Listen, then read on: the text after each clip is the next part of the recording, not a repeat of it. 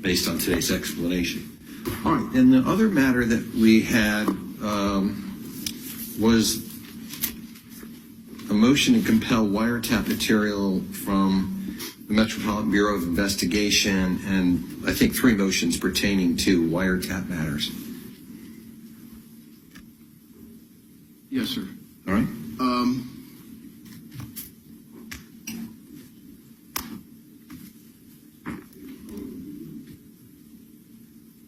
So essentially, Judge... Mr. Lloyd, I'm going to have to insist that you not communicate with members in the gallery right now. If you want to talk to your attorneys... They destroy the video if they don't want the truth to get out. What I want you to do is talk to your attorney who can represent whatever they feel I need to hear from you. So I'm just going to ask you to refrain from editorializing. All right. Thank you. Okay, Mr. Lemon. Two motions that relate to the wiretaps, Judge.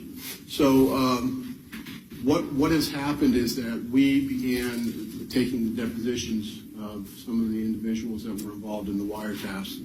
One of the individuals, who is a homicide detective with Orlando PD, Mike Fields, I think his name is. Mike Fields. Gave us an extensive deposition about his limited knowledge and involvement in the wiretaps. And essentially, he was a gatekeeper for the wiretap process that they set up at NBI.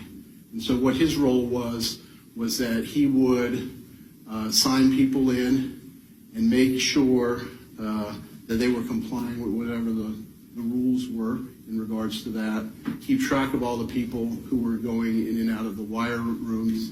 And then at some point, he kind of would listen to the wiretaps and make a determination whether it had value or no value, and if he could recognize the individuals. And ultimately what we found out was that he was the one who, I believe, was able to identify Mr. Lloyd's voice on the 17th on the multiple wiretaps that were taken on the 17th that led them to the house where he was located.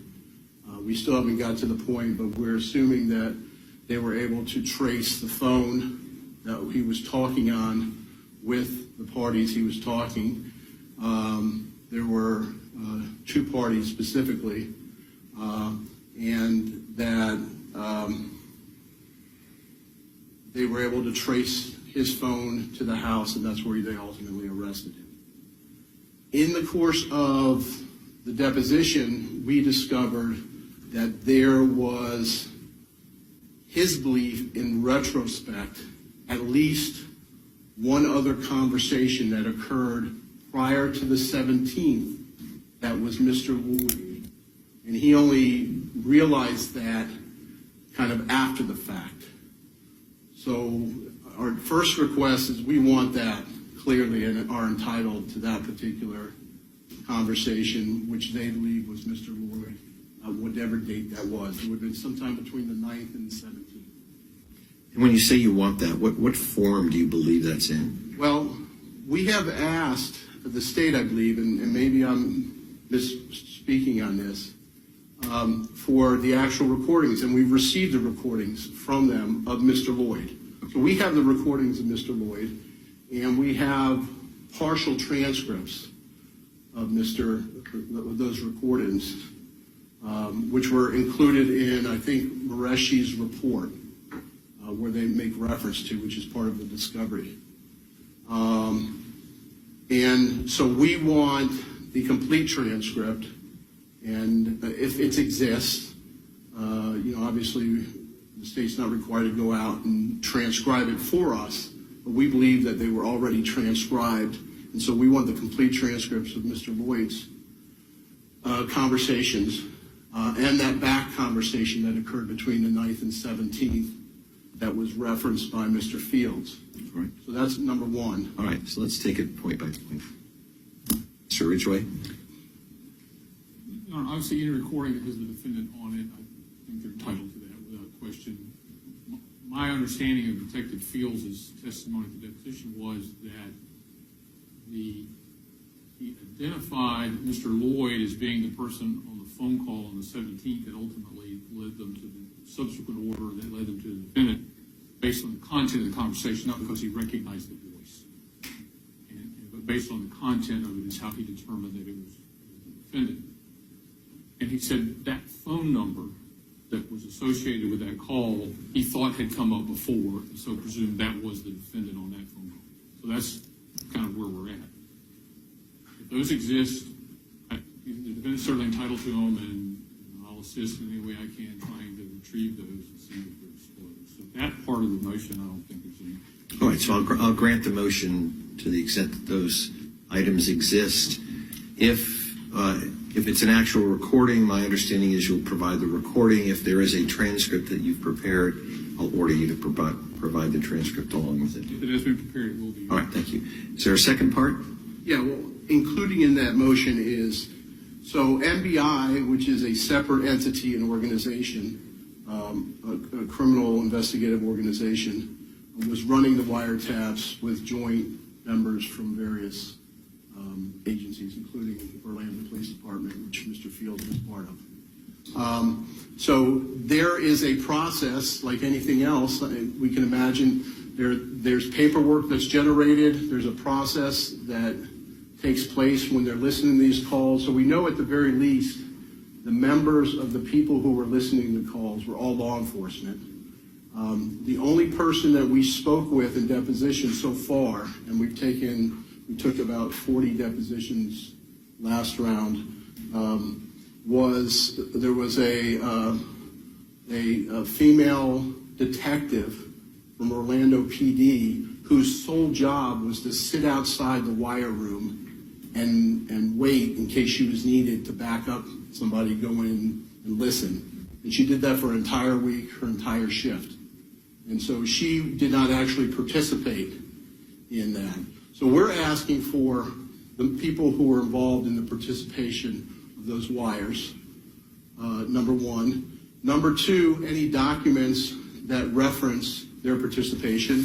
And that's important certainly because under the wiretap statute, I'm not saying that we have intent to exclude the evidence that was intercepted on behalf of our client, but we certainly have a right to investigate whether they were in compliance with the law.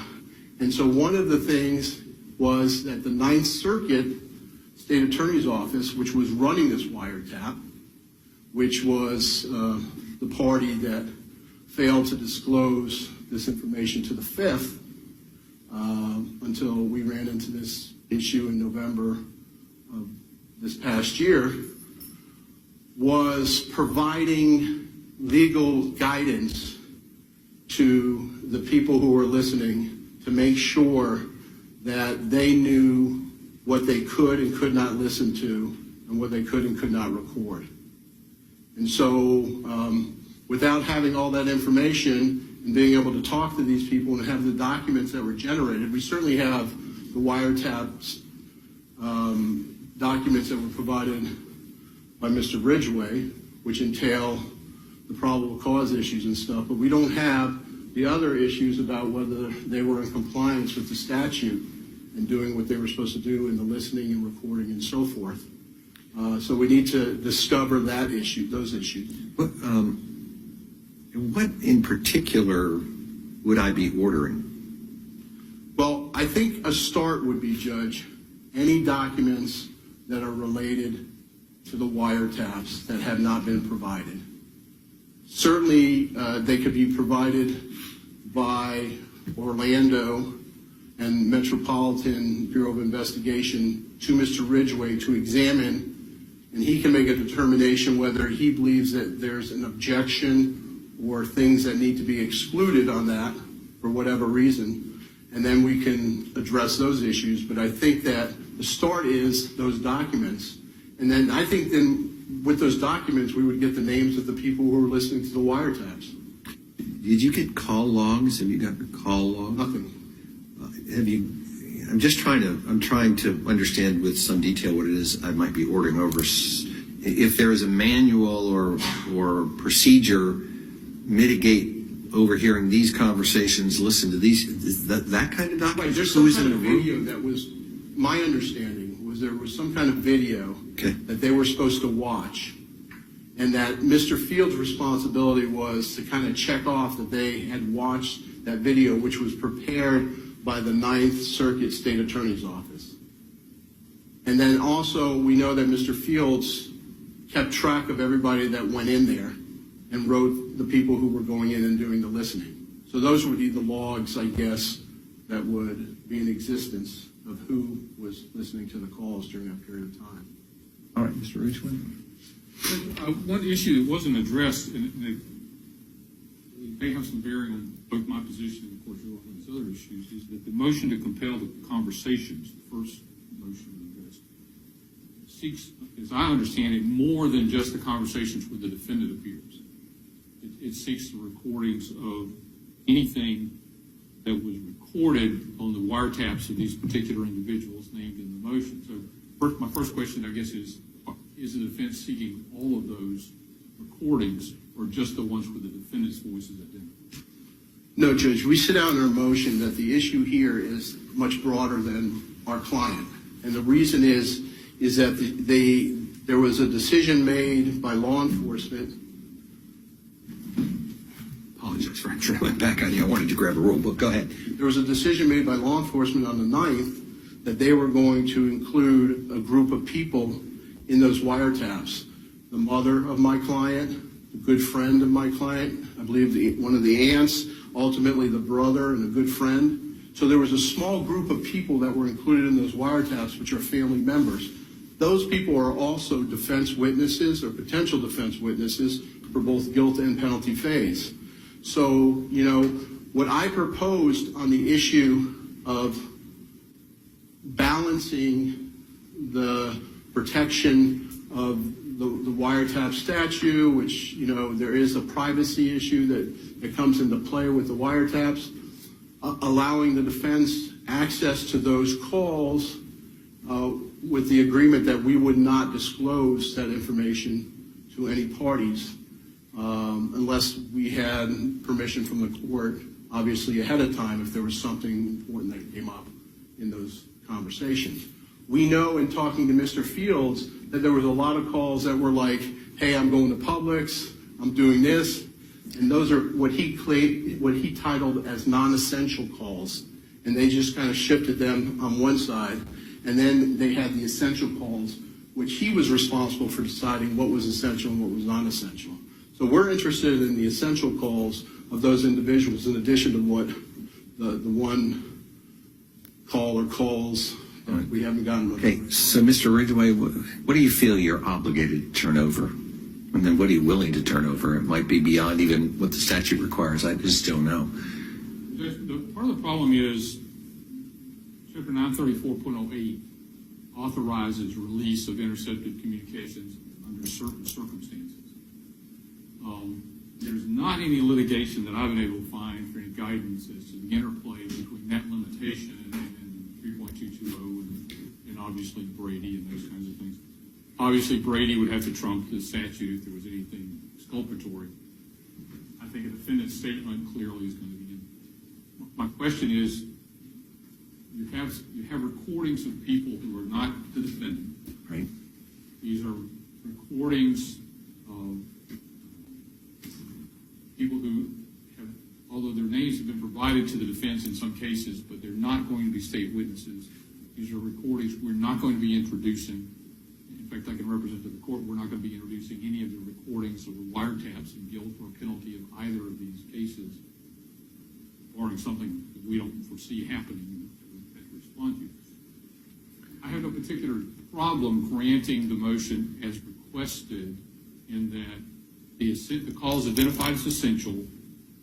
Mr. Linneman can listen to those calls, and he feels need to do something further with them, then he'll come back to the court and seek permission.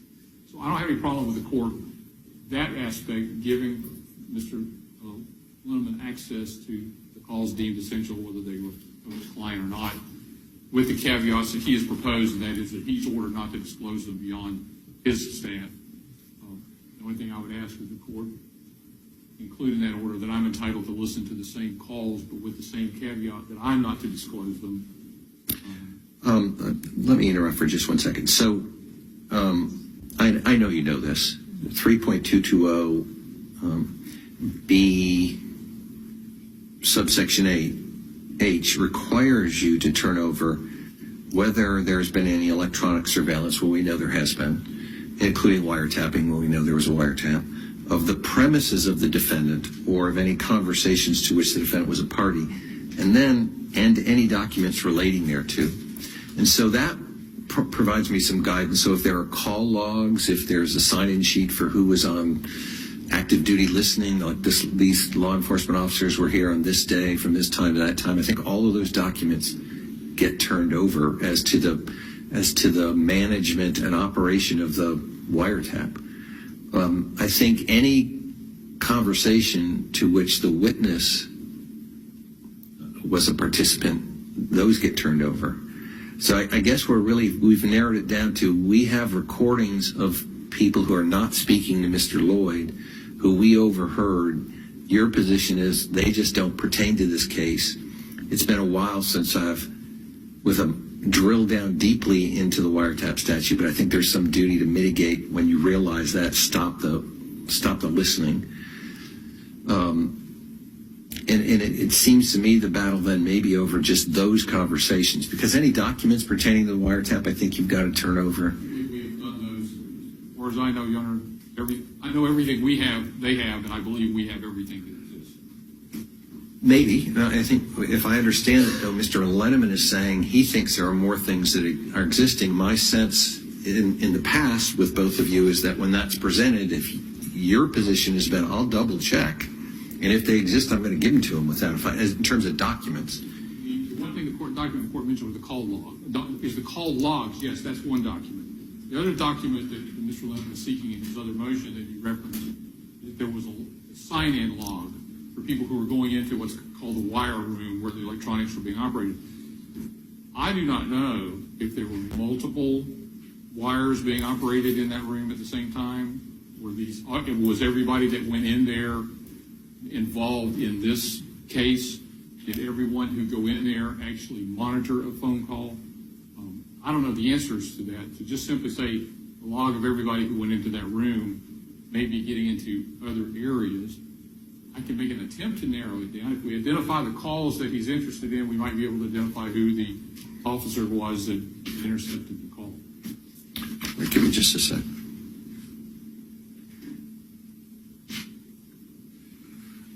Let me see the attorneys in the back for 2 seconds.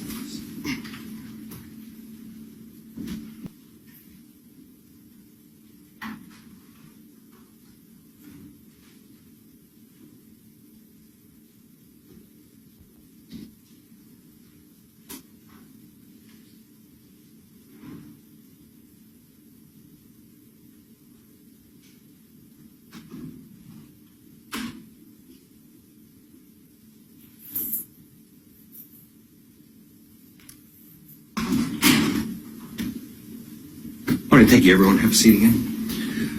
Madam Court Reporter, you good? You set? All set? Okay, very good. All right, Mr. Ridgway. Your Honor, as to the sign-in logs, I'm asking the court to investigate that a little bit and see if there are other cases that may be involved, perhaps even undercover officers who are involved, things like that. And I think what Mr. Linneman would be entitled to, perhaps, is the name of the officers that monitored the phone calls where the defendant was intercepted. I don't see the relevance or the materiality of the names of people who monitored calls that his client was not involved in, when those calls are not going to be introduced into evidence. And even if there was some impropriety in the interception of those calls, this defendant, I don't see how he would have standing to have any kind of remedy or there would be any action that he would take in that. So I think limiting it to the extent possible, the names of the officers who intercepted the calls identified by the defendant, I don't particularly have a problem trying to find those and provide them.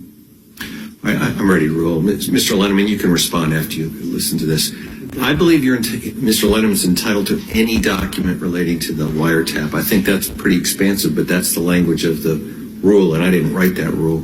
And so I think any list of officers who were there, any logs, any mitigation records, any operational records, I think Mr. Lemon is entitled to, in that sense, documentary evidence that's pretty broad as it pertains to the wiretap.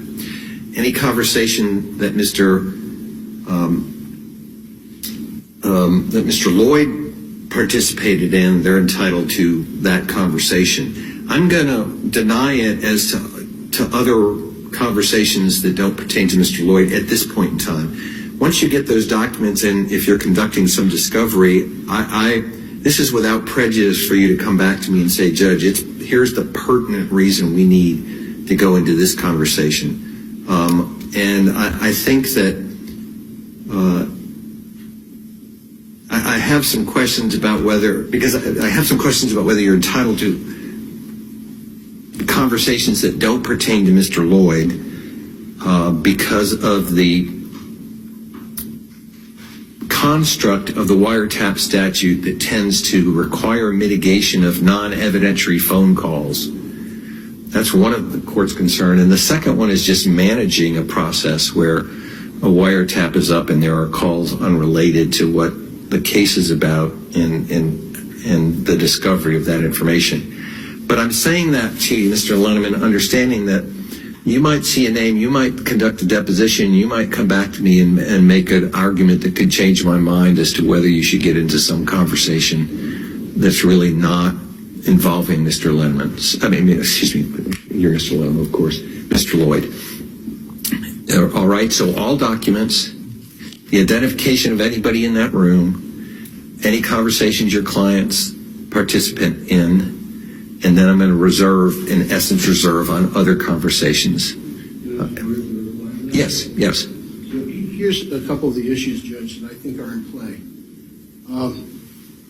Law enforcement was placed in a very desperate situation after the killing of Sergeant Clayton. They had already been looking for my client prior to that for the Dixon murders, but when the Clayton murders occurred, that amplified times 100. We know that he made it up to number 15 in the most wanted list. And we also know that there was a lot of pressure that was being applied by law enforcement on family members. 3 individuals were charged in this case, set outrageous bond of $750,000, and sat in the county jail for 28 days before those charges were dropped by the same state attorney that was authorizing the wiretaps. The family members that were targeted here were targeted because law enforcement believed that they had evidence enough and probable cause to come to you and request that you authorize people to listen on their private calls in the hopes that they would contact or do something that would lead to the arrest of Mr. Lloyd. That didn't happen until the 17th. Okay. A period of 8 days. Okay. Part of my theory is no one knew where he was from the 9th till the 17th. His family didn't know. Nobody had contact with him. He wasn't even in this jurisdiction, Judge. And so what we're seeing here is that if I'm going to pursue that as part of my theory. Pursue what? I've lost you on. What are you going to pursue? That the family members who ultimately are going to be testifying in mitigation at the penalty phase right. had nothing to do with hiding him. We're not involved in it at all. Okay. And the state has, and this may be manageable by, a 1 or 2 sentence order from you. If the state has access to those calls where they can listen to the conversations and develop impeachment information and not share that with the defense in a timely fashion, then that's problematic for me. That's really what I said in my motion. That's my concern. Oh, okay. For some reason, that wasn't as clear to me as you just made it. So here's my reading of the rules of criminal procedure, and you all can correct me, think I'm wrong. If I believe the state has to turn over to you material that they have that they reasonably anticipate they would use in impeachment. And so if you, for example, put a family member on the stand and then they said, aha, we know that there was a recording. Now we want to use it. I'm not likely to let them use it if they have not turned that over to you and turn that over to you in a reasonable period of time where you can use it effectively, as opposed to, here it is right now. You got 5 minutes, go. And so in that sense, if Mr. Ridgway is anticipating, I know where this might go in the guilt or penalty phase, and I'm holding on to this conversation of his mother or his sister, whatever it might be, and then I'm going to use it, I'm not likely to allow that if it hasn't been turned over to you in advance, if that's your concern. So in that sense, Mr. Ridgway's got to make a choice. If he thinks that it is important, first of all, if he knows what it is and he thinks I could use this, I'm going to require him to give it to you. Mr. Ridgway, do you have any quarrel with that? That's right, I don't. Until Mr. Lemon actually lists these witnesses and I'm able to depose them and see what they have to say, I wouldn't even be in a position to make that kind of determination if I wanted to try to make it. Right. Well, it doesn't cause me terrible concern, because whether we like it or not, and really whether you like it or not, this is not trial by surprise. We just don't have trial by surprise in Florida. You won't know Mr. Lendeman's strategy. Those are his work product. But his witnesses have to be disclosed to you in advance so that you can depose them. And so it shouldn't be that someone's called to the stand and everybody's shocked about it and surprised, and I couldn't have anticipated this. And so, yes, if he were to say, I didn't ever disclose this witness to you, then we're into a whole nother arena. But I don't really foresee this trial unfolding that way. What I see is we're going to know who the witnesses are, and so and I'm just making this up anecdotally, if his mom testified and she were recorded and there was some pertinent recording, I think you're going to know in advance and turn it over to Mr. Lendeman if you think you might use it. It's that simple. If you don't, I'm not going to let you use it. I agree with the court, Your Honor, that anything I have any inkling that I might use this, I'm going to have to disclose it. Yeah, and I get your point that, every now and then in trial something really comes up that no one really foresaw. But in my experience, and I've got a little bit of it under my belt, that's pretty rare. It just doesn't happen that often. Right, but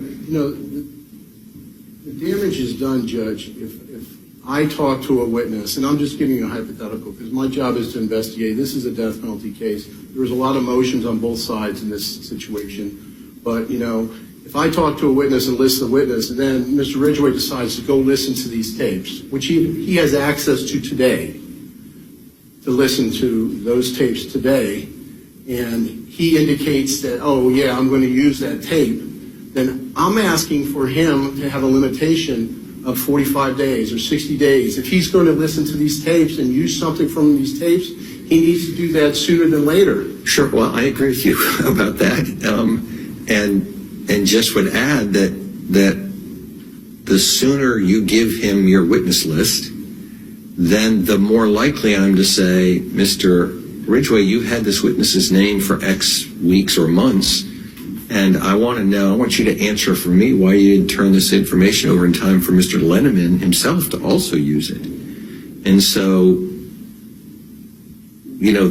so there's that. I mean, if you tell him who it is I expect to call and he goes and listens to a recording and he then chooses to use that recording, and if he doesn't turn it over, you're going to say, come on, you've known that since the day you got that witness list, so what was the delay? And now maybe I may not let you use this.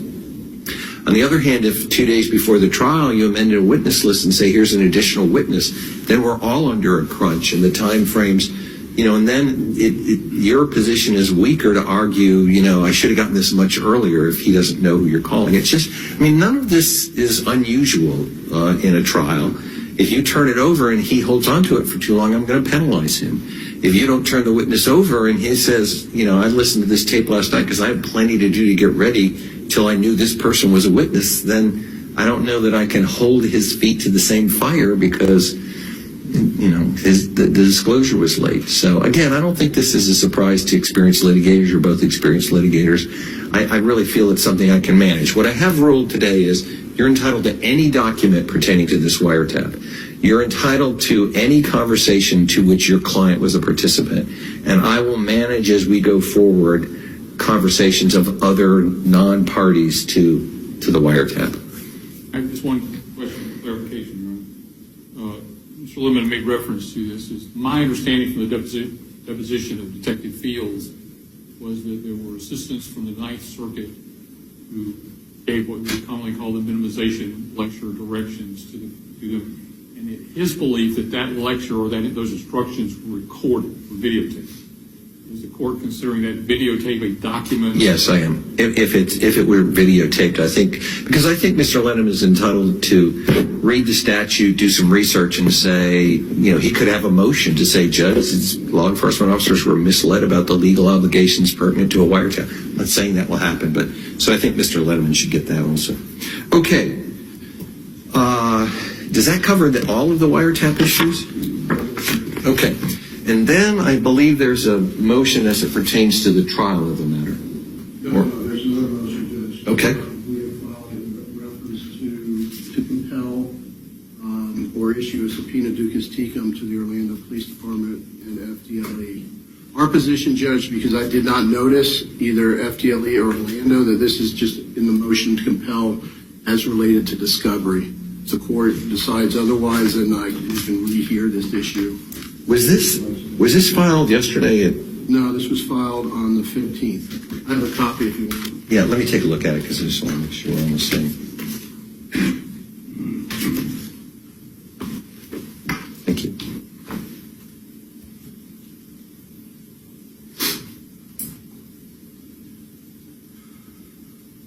Oh, I have read this. I'm sorry, but let me read it again. But I've read this once previously.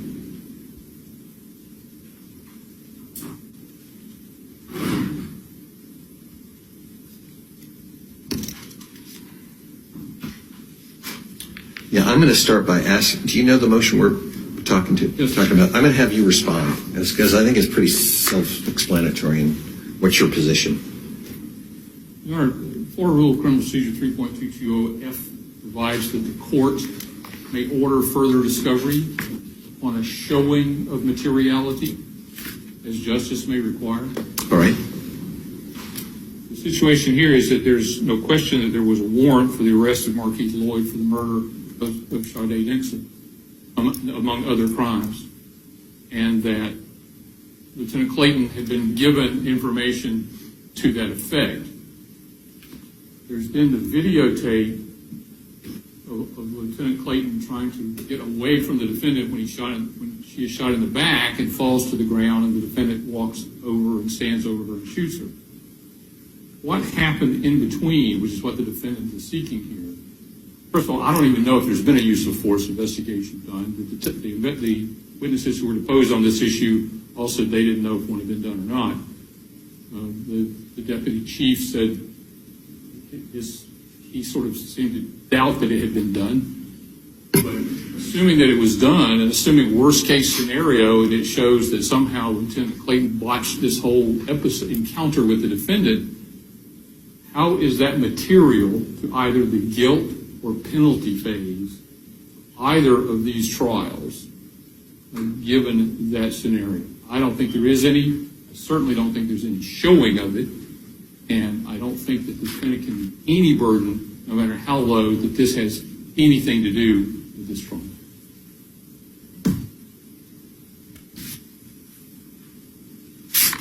Mr. Lennon. I obviously strongly disagree for a number of reasons.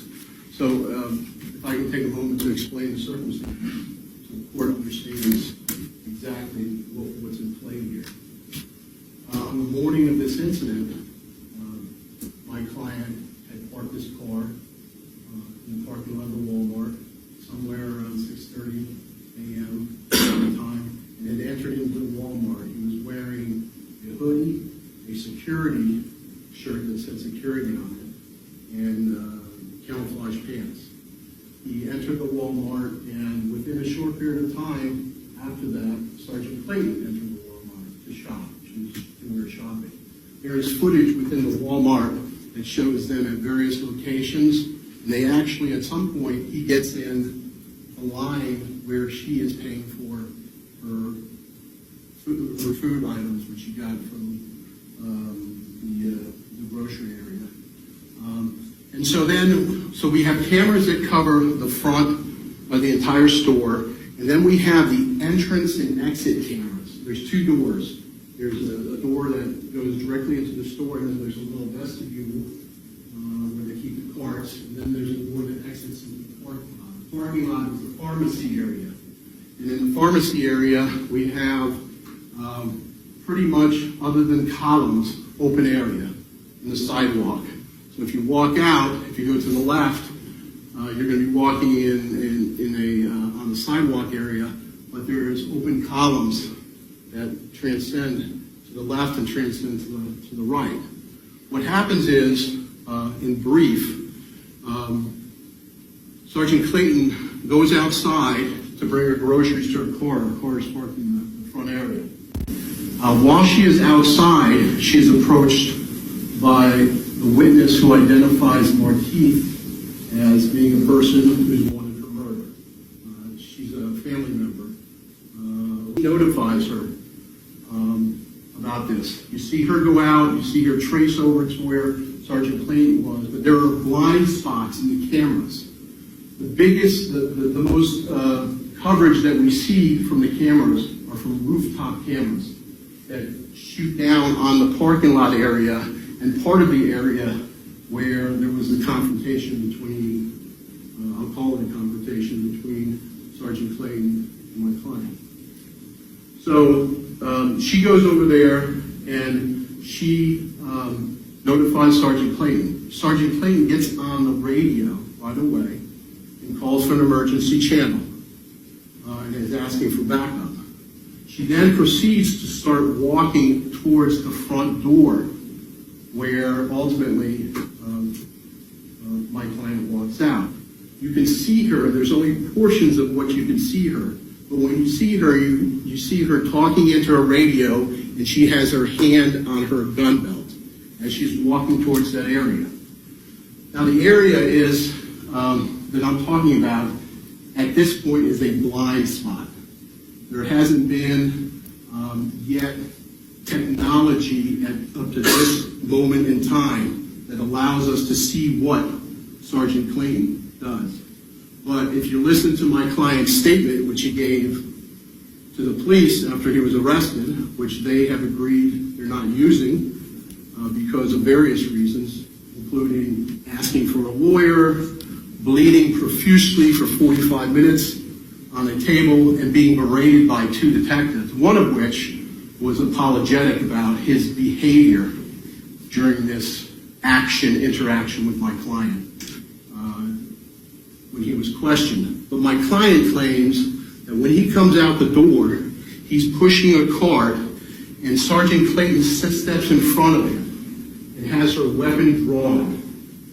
He then pushes the cart towards her, and he starts to dart away. As he's darting away, she is tracing him. Now, you can't see all of this, but you can see some of it from the rooftop. She has her weapon clearly out. As he starts to go, this area is open. There's nowhere. It's kill or be killed. There's a gun battle that takes place. She discharges her weapon multiple times. And yes, on the video, he aggressively pursues her, and she's backing up, firing at him. That's what we see on the video. That's what's going to be presented to the jury. The question here is multiple things. Number one, did she violate policy when she confronted him? And that certainly could be relevant, if not to guilt phase, certainly penalty phase. Help me with that a little bit. Relevant, I mean, I know you don't want to tell your whole theory, but relevant to what? I'm struggling a little bit with that. Well, Judge, we have something called self-defense. It's an instruction that this court is going to be required to give in this case. No matter whether the court wants to, whether the state thinks it applies, if my client believed in his mind that he was going to be killed and defended himself, then that is a jury question. Okay, all right, that helps a little bit. Anything else that I should consider in that relevance arena? Well, certainly, Judge, motivation. We had a lead detective who admitted in deposition that when he questioned my client, he was ashamed of the way he acted. I'm struggling with that one because how does that pertain to what happened to be Because it shooting? goes to show the investigation that was conducted by the Orlando PD was conducted by a lead detective who had a relationship with the deceased. All of these officers had relationships with the deceased. And so as we start piecing the puzzle together, there's one casing missing here, Judge. One casing from her gun is missing. 8 casings are found out and around where her body is, where she is firing, and she and Mr. Lloyd are shooting out. And he's clearly being aggressive. He's clearly shooting at her. But like I said, that's a jury question to determine. Okay, all right, so let me tie it back to the matter at hand. So your position, I just want to make sure I'm clear about it. Your position is that you would like, if there were a use of force investigation, you would like the use of force investigation because it aids you in determining whether or to what extent self-defense may be at issue, or to what extent your client is culpable enough to be executed for his actions on that day. Even more than that, Judge. All right, well, that's a lot, but what else would you do? When they go and do the stills, it's a part of discovery that they provided. So they have a person, I believe his name is Mr. Williams, who works for the 9th Judicial or for the Orlando Police Department.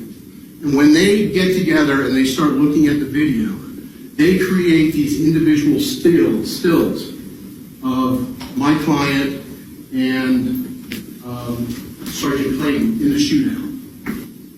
The first still that they present, Judge, is when my client has his gun at her and it appears her body is turned and moving away from the location. That's the first still. They ignore probably 2.5, 3.5, 4.5 seconds before of the stills that show that my client did not pull his gun until, in my opinion, in the jury decision, he realized he had nowhere to go, and she was shooting at him. One casing missing. Okay, I'm losing you a little bit on the stills. I mean, you have the full videotape, We have the full video. and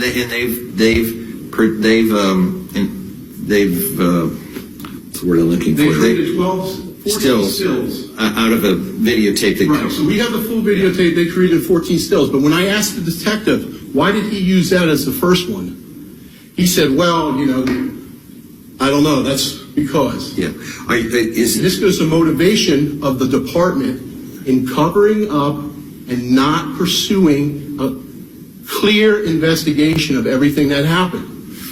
All right, so if we can loop back, so those are your arguments. First of all, I appreciate the explanation of the setting, and then your arguments are you want any documents relating to any investigation pursuant to a use of force that may have been done by either OPD or FTLE because there was, even though the officer was killed, there was an officer-related shooting. Correct. And there's one other piece of information I think that's important, that Mr. Ridgway did address briefly, but he didn't address the complete conversation. There was a captain, who's now a deputy chief, who came in and gave a deposition. And I asked him, at the time, he was the chief of internal affairs. We had this conversation about whether he conducted an internal affairs investigation on that. He said he did not, and he explained that the process is he would never get involved in that until the lower people conducted their investigation, and when they had finished, they would bring it to him. And then he talked about on issues of transparency, on a case like this, we would probably go to FDLE to do the investigation. Okay. All right. Mr. Ridgway, any response? No, Your Honor, except that Mr. Lemon raises the choice the defendant faced to kill or be killed. Third option, surrender to a law enforcement officer and be taken into custody. Well, but yeah, I still fail to see how, again, if there's evidence that Lieutenant Clayton fired at the defendant before he produced a firearm, Okay, that might be evidence. It might be an issue. Mr. Lloyd, you're not doing yourselves any favor by giving information over to Mr. Ridgway while he's making his presentation. I mean, if you insist on doing it and he ends up using it against you, you have only yourself to blame. So I know you want to speak out in these things. I understand the compulsion to want to speak now. I know your lawyers are going to tell you it's in your best interest not to talk today, and there'll be an opportunity for you to speak later when it really is going to count. But right now, talking to Mr. Ridgway is just going to give him information. So you probably don't want to do that, Mr. Lloyd. You can, but you really should, Mr. Lloyd, hold on one second. Before you do speak, you really should talk to Mr. Letterman, because you should really filter it through him. I'm a grown man. I got God. I know you do, and you feel that way, but you should talk to your lawyer. I don't need to talk to nobody about it. I don't give a damn. I got the truth. Just run it by Mr. Letterman, and if you want to insist on speaking, I don't know that I'm going to stop you, but I'm trying to help you here. And A lot of stuff. Man, look here. Mr. Lloyd, you got to tell us before you move, physically move. You have to tell us before you want to stand up. Just say, may I stand up? I might say yes or no. Yes, you may, but that's better if you'll ask me, okay? So now, look here.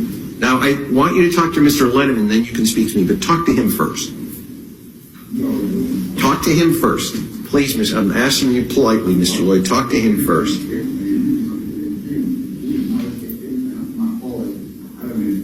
Murder before already. I've been framed for murder. Murder I know nothing about. These same investigators paying witnesses. They paying witnesses. And they bring down the deposition. They don't know nothing. They got paid. Witnesses getting paid. They were trying to kill me before. Witnesses getting paid. I don't know nothing about this. And these same investigators still on their job. I'm just finding out nothing never happened. I'm creating a lecture back then for somebody else I absolutely don't know nothing about. And they frame me. Even right now with this situation, they was framing my people. They was framing. Wasn't nobody doing nothing to me. They was framing my people. That's why they dropped the case. They should know they've been messing with me. They were just doing this. That's how the system works. Even right now, I'm in a situation where I was involved in this situation where they happened, the way they thought it happened, and now they hiding stuff, hiding guns, and doing all the other stuff. They're free framing, and even in the jailhouse, I'm in the jailhouse. Mr. Lord, I ain't had a hot meal in 2 years. I'm in the jailhouse, I ain't had a hot meal in 2 years, and the same person that feeds you, Aramore, they don't only commissary. So they feed you trash, so you gotta have money to buy commissary. So you can spend your money in commissary. I've been locked down 23 hours a day. I ain't been nothing in this jail. I've been in there having, you got all the, get any officer come in and tell me about it. I respect everybody. I don't do it to nobody. Mr. Lloyd, this might be hard for you to understand or accept. That in the midst of a hearing like this, if you want to talk to me, I'm going to let you talk to me. But Mr. Letterman was presenting a legal argument to me and talking about facts. Mr. Ridgway was responding. If you start talking about the facts of your case, that never works to your advantage at this point in time. And so in that sense, even though I know you don't believe it, I'm trying to help you protect your rights, because I understand what the state's asking. Let me finish. I let you finish. I understand that the state is seeking to take your life, and I understand you desperately want to speak. I'm just telling you that there is nothing that will benefit you today by speaking. You should filter it through Mr. Letterman, who is a very talented lawyer. And I know that your situation is frustrating to you, but I'm trying to help you right now. If you insist on speaking, I'm going to let you do it. But Mr. Ridgway might use what you say against you someday. Well, I know the law too, Mr. Lloyd. The law says you got the right to remain silent. Anything you say can and will be held against you before the law. So it's telling you, anything you say, if you lie to us, we're going to use it. If you use the truth, we're going to use that to make up a better lie to still get you. Still come God, even if you tell the truth. Now they gonna try to come up with it, but I don't care. I got God. I got the truth. All right, Mr. Lloyd, I got the truth. I stand for the truth. Mr. I ain't hurt nobody. I ain't never hurt nobody. That's the city about me. I show love to the city. Work down with the amount like coming up with selling love, but I was young and I thought young. I think at the time, what they gonna get it anyway. I might as well get it and do something good with the money. I take care of the city. I take care of that's anybody about me. I ain't what they try to make me even with the phone call, with the telephone call. I'm gonna tell you, I called one of my brothers. I said, brother. Mr. Linneman, do you want? You already know this. Hold on, Mr. Take a breath for a second. Let me talk to your lawyer. Mr. Lloyd, take a deep breath for a minute. Hold on for a second. Hold on. Mr. Linneman, do you want me to do anything about this, or you want me to just let this go on? All right, here's the thing, Mr. Lloyd. I'm going to let you finish, and I'm going to give you an uninterrupted opportunity to speak to me. When you're done, I'm then going to let Mr. Ridgway speak without interruption, so I can't have you standing up and interrupting him. Okay? So you can continue and tell me when you're done, and then I'm going to listen to Mr. Ridgway. I'm going to cut it short, but I'm talking about like jailhouse and food. We had hot traces. I've been there off down 23 hours a day, nothing eating. Got there until this morning. I'm fed up, and even they'll put you in cell 24 hours a day with no window, no sunlight, and none of that. For months and months, and that's been starved. Even with the phone call, we got to news. They put not false stories in their lives. Even with the phone call, I call my brother, I said, see, can you find Charlotte's father number? I'm gonna let him turn me in so a kid to see the war money. This shit don't mean that. And I would turn myself in. I'm like, you know what? They gonna kill me. I'm just gonna let them kill me. Because now they had one of my exes, which she takes. Like, man, so I know they will force her to say something or do something that's not even true. So before I let them do that, I'm gonna lay down my life. I'm gonna lay down my life and come deal with it, whatever happens. They was framing her too, and right now she out there really losing it. She ain't got nowhere to stay. They took her house and they forced her to take her house because she couldn't read. They made her sign some papers. They took her house and she ain't did nothing. And she out there struggling, living with other people again. Her hands put on something I never did. There's a lot of stuff going on with this situation. I'm bringing my people and everything, man. I don't mess with nobody. I respect everybody. Even with those situations, they want to come in all the time. This man right here, he came once and over standing up like, man, I ain't standing up. You know what I mean? I don't stand up because I'm trying to disrespect nobody. You know why I don't stand up? The word said that God is my only judge. God is the only judge. So I don't stand. You're not my judge. You referee or whatever you say, you're not the judge. God is my judge. I know you got to rest or whatever, but that's why I don't stand. You nothing to disrespect nobody. You try to make me stand. I follow God and you make me do nothing. Okay, thanks, Mr. Lloyd. Mr. Ridgway. As to the question of an investigation of the use or the procedural use used by Lieutenant Clayton, again, I don't see the materiality of that. It's a question of did she shoot first, okay? But beyond the question of that of could she have handled the situation differently? Should she have handled it differently? Should she have approached the defendant differently? I don't see how that is material to anything. All right, I'm going to grant the motion. All right, anything further? Just that last motion. All right. So just in summary, so the court understands what my position is on that. So essentially, we had that hearing in front of Judge Toner, the JC hearing, which you have the transcript. Yes, sir, I read that transcript. And Mr. Ridgway was going to see if there had been any change. I don't believe there had been any change in terms of the money. I still think it's $16 million, that there's a deficit of $16 million, but I don't know.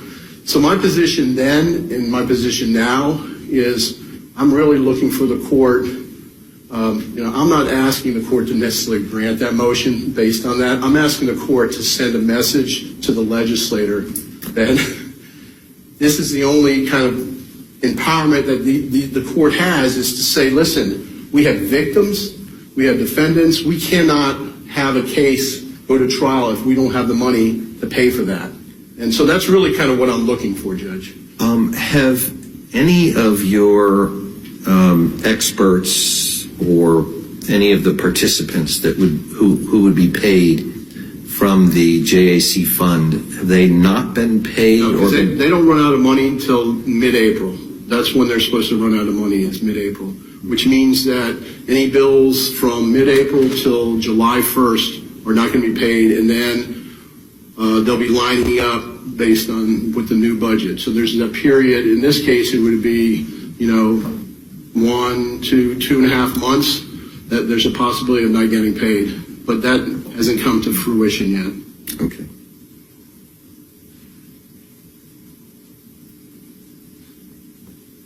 Okay, I'm going to reserve on that motion. I'm not going to grant it at this time. But I do want to talk to you all for a moment. We can do it here or in the back, whatever's most comfortable. It's about a scheduling matter. The motion, I thought Mr. Linneman's scheduled for today. I don't know if you. Yeah, I filed a motion. Yeah, you want to do that? Well, if you all are ready to do it, Yeah. that was the one I was referring to earlier, that I didn't know if you were ready now. Yes, Your Honor. Right. Okay. All right, so there's a motion. So what happened, Judge, is that I had filed a public records request with the Orlando Sheriff's Department Media Division for their press releases.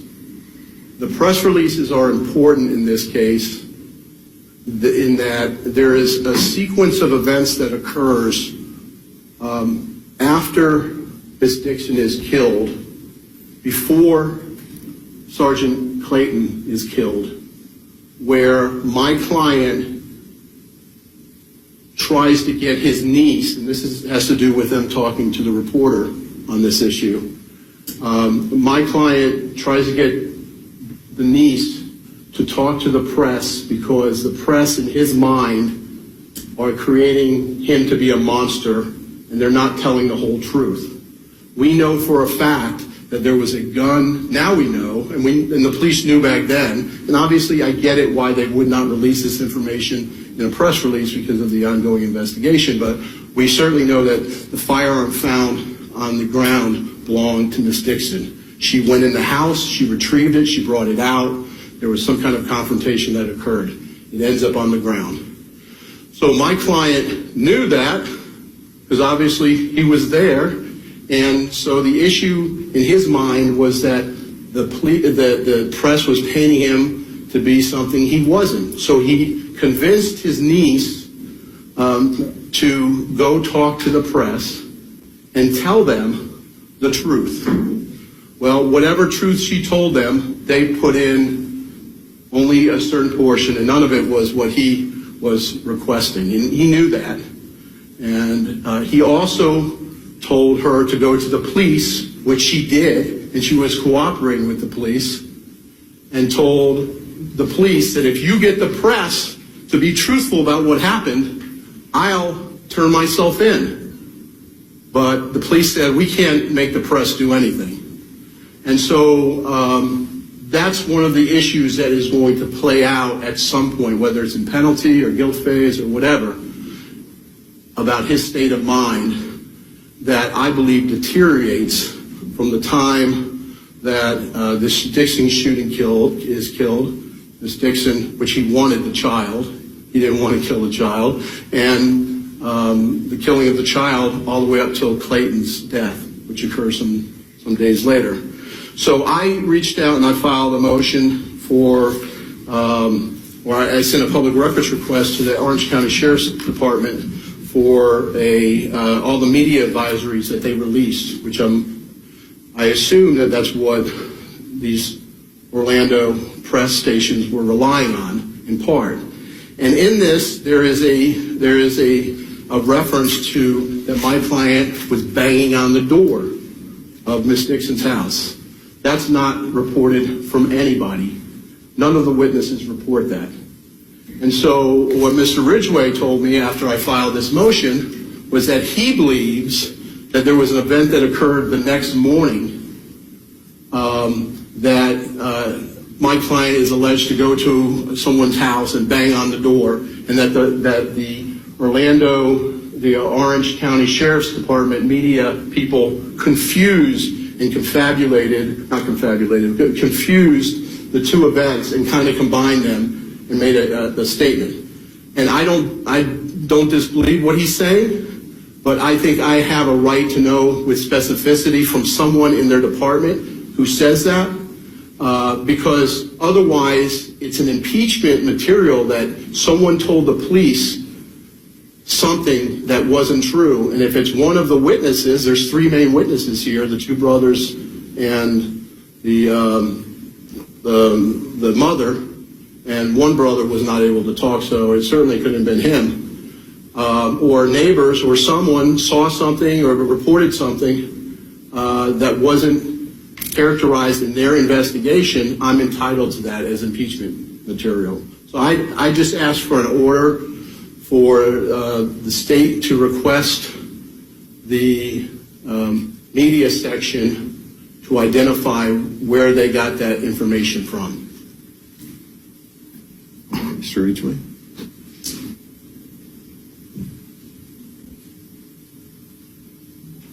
To my knowledge, nobody ever said that. I mean, none of the witnesses said that, none of the police reports say that, none of the video cameras from the scene record that. There's no evidence whatsoever that that happened. With the caveat, this was a press release done 2 years ago.